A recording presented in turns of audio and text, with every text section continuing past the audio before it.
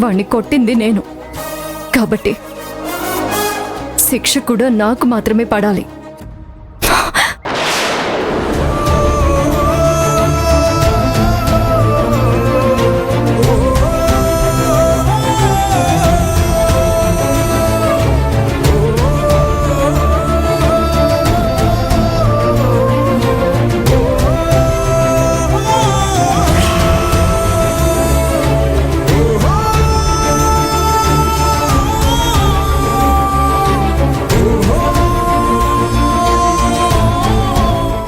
Punishment ఇంతటితో అయిపోలేదు కళ్యాణి. వాడి 50,000 అప్పు తీర్చేదాకా ప్రతిరోజు లలిత తన షాప్లో పని చెయ్యాల్సిందే. ఆ అప్పు తీర్చేదాకా నా తీర్పు పాటించాల్సిందే. ఇదే ఈ బేబమ్మ తీర్పు. నువ్విచ్చిన తీర్పుని నేను అంగీకరించను. తప్పుడు పని చేసిన ఆ బాబ్జీ ఇక మీదట నా చెల్లెలతో పని చేయించుకోలేడు. నా చెల్లెల్ని మళ్ళీ వాడి షాప్కి పనికి పంపించను అంటే పంపించను. నా తీర్పుని ధిక్కరిస్తే నువ్వివ్వాల్సిన 50,000కి బదులు 5 లక్షల నష్టపరిహారం కట్టాల్సొస్తుంది. లేదు, రేపటి నుండి నేను పనికి వెళ్తాను, వెళ్ళి తీరుతాను. నన్నెవరూ ఆపలేరు. లల్లి, నేను రేపటి నుండి పనికి వెళ్తానక్క. ప్లీజ్ ప్లీజ్ అక్క.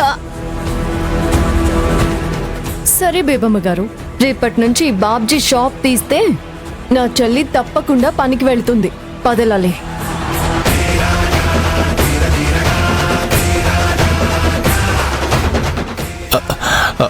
బేబమ్మ గారు, నాదో డౌటు. బాబ్జీ షాప్ తీస్తే నా చెల్లి పనికి వెళ్తుంది అంది కదా, దాని అర్థం ఏంటండి? అర్థం తెలియాలంటే రేపటిదాకా ఆగాలి బాబ్జీ. నువ్వేం టెన్షన్ పడకు. పనికి రాకపోతే నాకు చెప్పు, నేను చూసుకుంటాను. అలా అయితే థ్యాంక్స్ బేబమ్మ గారు. ప్రసాద్, ఈ అమ్మ మాట వేదవాక్కుగా భావించే నువ్వు, అమ్మ గీత గీస్తే అదే భగవద్గీతలా అనుసరించే నువ్వు ఈరోజు ఊరి జనాల ముందు ఎందుకు నా తీర్పును తప్పు పట్టావు? ఎందుకు ఆ కళ్యాణికి వత్తాసు పలికావు? నా తీర్పులో తప్పుందా లేదా నీ చూపులో లోపముందా? తప్పు నీ తీర్పులో లేదమ్మా, ఆ బాబ్జీ వంకర చూపులో ఉంది. లోపం నా చూపులో లేదమ్మా. అమాయకురాలైన ఆడపిల్లల్ని రాబందుల్లా పీకు తినే ఈ సమాజంలో ఉంది. ఒక ఆడపిల్ల జీవితాన్ని 50,000కు ఖరీదు కట్టి ఆవిడనొక ఆటబొమ్మ చేసి ఆడుకోవాలని చూసిన ఆ బాబ్జీ గాడికి శిక్ష వేయకుండా ఇదెక్కడ అన్యాయం అని ప్రశ్నించిన ఆ కళ్యాణికి లల్లికి శిక్ష వేసినందుకు ఒక చెల్లికి అన్నగా నిలదీయాలి అనుకున్నాను.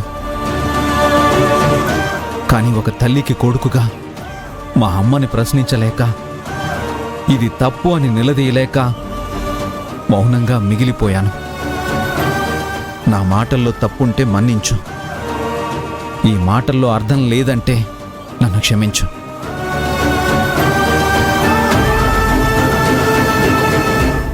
నీ మాటల్ని బట్టి న్యాయం కోసం ప్రశ్నించావని అర్థమవుతుంది. కాదని ఆ కళ్యాణి కోసం ప్రశ్నించావని తెలిస్తే మాత్రం నీ గురించి ఆలోచించాల్సొస్తుంది.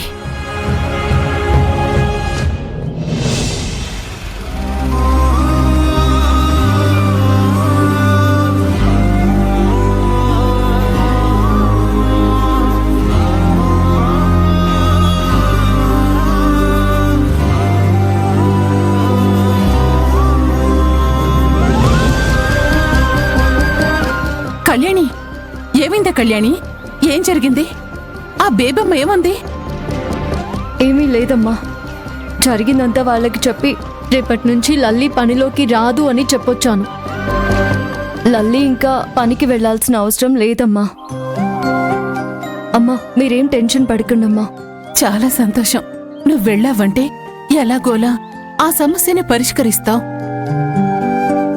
నాన్న, ఇంక మీరేమీ టెన్షన్ తీసుకోకండి, అంతా నేను చూసుకుంటాను.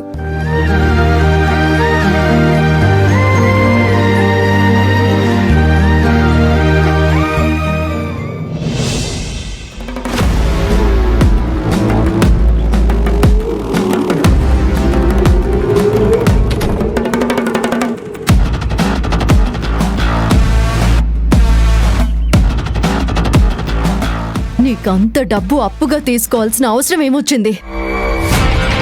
నువ్వు నిజం చెప్పకపోతే నా మీదొట్టే.